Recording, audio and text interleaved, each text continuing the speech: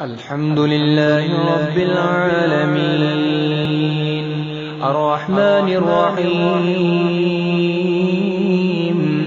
مالك يوم الدين إياك نعبد وإياك نستعين اهدنا الصراط المستقيم صراط الذين أنعمت عليهم غير المغضوب عليهم ولا الضالين.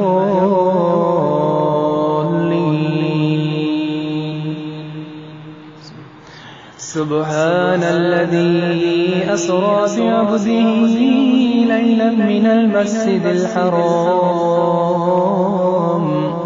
إلى المسجد الأقصى الذي باركنا حوله لنريه من آياتنا إنه هو السميع البصير. وآتينا موسى الكتاب وجعلناه هدى لبني إسرائيل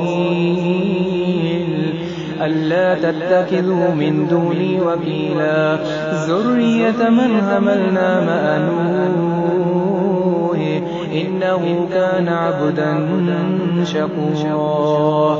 وقضينا إلى بني إسرائيل في الكتاب لتفسدن في الأرض مرتين ولتعلن علوا كبيرا.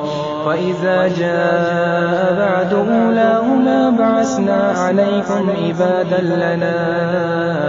عبادا لنا أولي بأس شديد فجاسوا خلال الديار وكان وعدا مفعولا.